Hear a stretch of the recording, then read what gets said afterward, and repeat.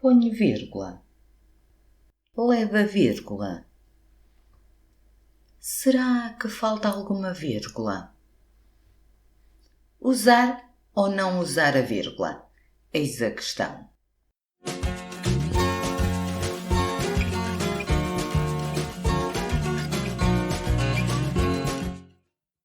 Olá, bem-vindos a mais uma aula de português. A vírgula é dos sinais de pontuação mais importantes que nós temos. Ela tem um poder enorme. Não concordas? Tens opinião contrária à minha?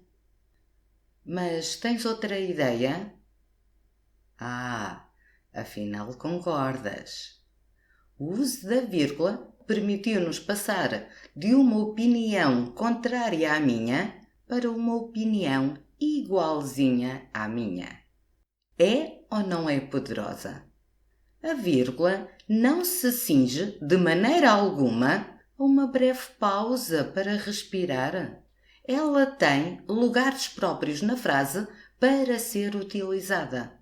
E hoje vamos abrir a porta de algumas frases para saber se ela tem entrada imediata e obrigatória ou se tem de ficar do lado de fora por estar proibida de entrar.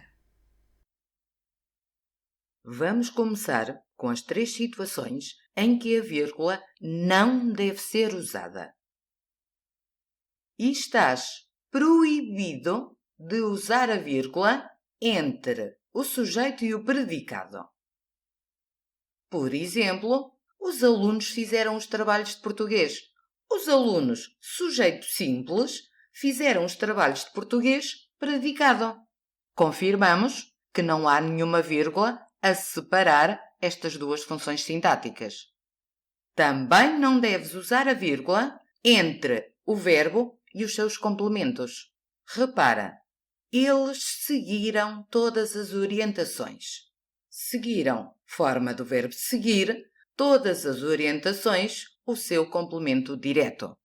Mais uma vez, constatamos que não há vírgulas a separar o verbo e o seu complemento. Eles realizaram com muito interesse os exercícios.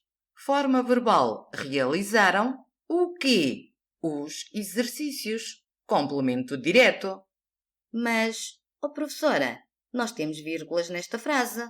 Sim, temos, e muito bem, porque estas vírgulas não estão a separar o verbo e o seu complemento, e estão a intercalar um modificador do grupo verbal que foi deslocado para este lugar na frase. E a terceira situação é que a vírgula não pode ser usada para separar uma oração relativa restritiva. Senão, deixaríamos de ter uma oração subordinada relativa restritiva e passaríamos a ter uma oração subordinada relativa explicativa.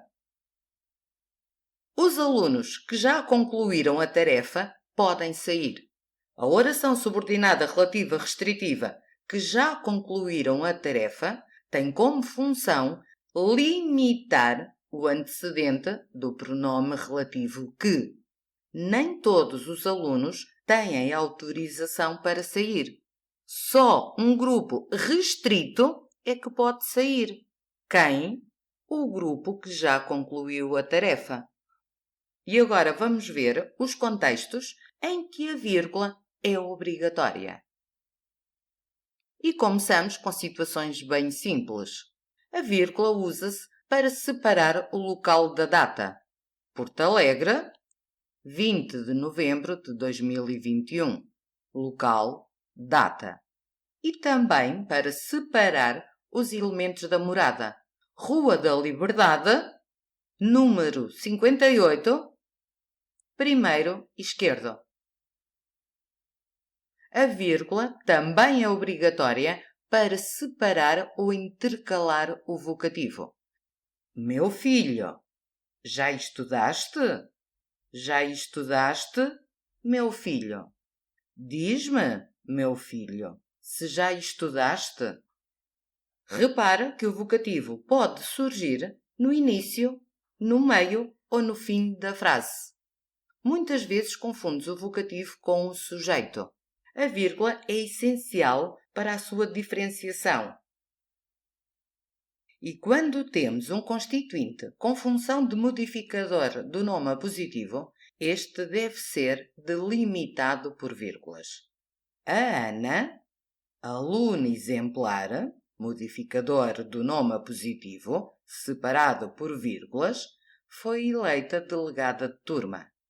Os jovens, indecisos por natureza, uma informação adicional sobre os jovens, separada por vírgula, precisam de orientação vocacional. Se incluirmos um modificador da frase, este tem de ser separado por vírgula dos restantes elementos. Possivelmente, o meu pai irá para a França. Não contava com essa atitude, sinceramente. E repara mais uma vez que também o modificador da frase não tem um lugar certo. Pode vir no início, como no primeiro exemplo, pode vir no final, como no segundo exemplo. Por norma, a frase é constituída por sujeito, verbo e funções sintáticas internas ao grupo verbal, complementos e depois o modificador do grupo verbal. Se nós deslocarmos o modificador do grupo verbal para o início ou meio da frase, este tem de ser separado por vírgula.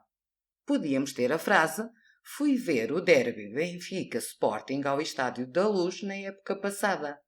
Mas eu movi o modificador do grupo verbal para o início da frase. Na época passada, vírgula, fui ver o derby Benfica Sporting ao Estádio da Luz. No segundo exemplo, coloquei-o no interior da frase. Fui ver, vírgula, na época passada, vírgula, o derby Benfica Sporting ao Estádio da Luz. Se as orações subordinadas adverbiais surgirem antes da oração subordinante, têm de ser isoladas por vírgula. Como tinha frio, oração subordinada adverbial causal, vírgula, vesti o casaco, oração subordinante.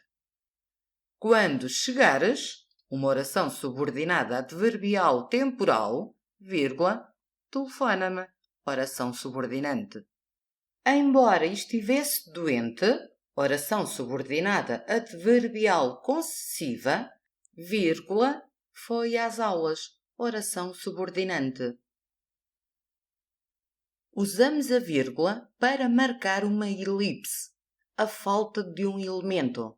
É a chamada vírgula elíptica, que é usada para substituir um elemento que está em falta, mas que já foi referenciado anteriormente, e assim evitamos a repetição. A Maria gosta de falar, o João do silêncio. A vírgula surge em substituição do verbo gostar. Eu pedi um chá e tu um café. E tu pediste um café. A vírgula é utilizada em substituição do verbo pedir. E claro, quando estamos perante uma enumeração, os vários elementos têm de ser separados por vírgula. Esses elementos podem ser constituintes com a mesma função sintática. Repara nos dois primeiros exemplos. O João, o irmão e o primo brincavam neste parque. Os três elementos enumerados desempenham a função de sujeito composto. Eu pratico o quê? Natação, atletismo, futebol e handball. Estes elementos enumerados desempenham a função de complemento direto. E usamos a vírgula também na enumeração de orações. O João saltou, oração coordenada. A Maria caiu, oração coordenada assindética. E o irmão riu-se, oração coordenada copulativa. Devemos usar igualmente a vírgula para intercalar expressões que introduzem uma explicação, uma retificação da palavra ou frase anterior. Quantas vezes queremos esclarecer o nosso interlocutor e recorremos a expressões como: ou seja, isto é, quer dizer, ou melhor, por exemplo, estas expressões têm de estar separadas por vírgula. O adjetivo numeral ocupa uma posição pré-nominal, vírgula, ou seja, vírgula, surge antes do nome. Os meus pais, por exemplo, viajam só de comboio. E todos conhecem esta situação. Usamos a vírgula para separar os advérbios de afirmação, sim, e de negação, não, quando estamos a responder a alguém. Querem ir ao cinema? Não, não queremos. Sim, queremos. E agora muita atenção. Com os advérbios ou locuções adverbiais conectivos, a colocação da vírgula segue regras diferentes. E há que distinguir 3 regras. A vírgula coloca-se antes do conector se este iniciar a oração. Ele queria ir acampar com os amigos. Primeira oração. Contudo, a mãe não lhe deu autorização. Segunda oração, que é iniciada pelo advérbio conectivo, contudo. Logo, a vírgula surge antes deste advérbio. Segunda regra.